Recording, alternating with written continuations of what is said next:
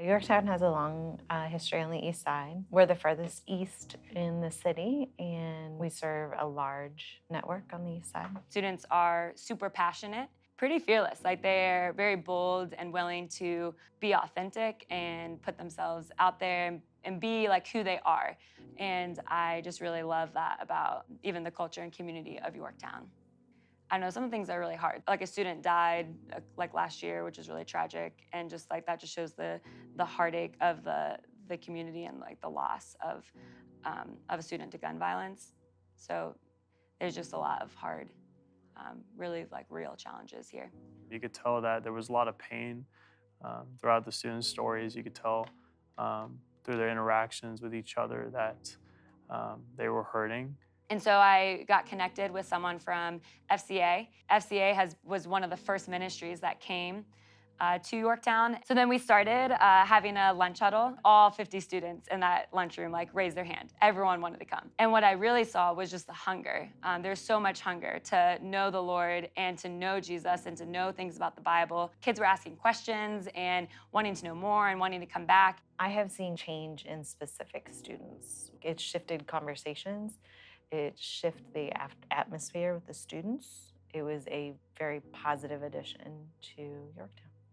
And so after months of consistency and just showing up and building relationships with them and through FCA huddles and lunches, you'd start to see these students really use their voice to stand up for the student body. We could see the fruit even happening in the hallway. It looked like two girls in the hallway were about to fight. And I pulled one of the girls that I knew aside into my room, and I was asking her what was going on. But she said, "I'm not gonna fight, Miss Milky." She said, "My old self, I would have fought, but I'm not gonna fight anymore." And she said that ever since going to FCA and then Rock City Youth, she started thinking about God more and praying to him more. There was a student, Deshaun actually, I would hear him singing worship songs in the hallway that he learned from going to Rock City Youth Night. It's been just so powerful to see how it's the Lord that's doing this work, and FCA has been such an instrumental role of that.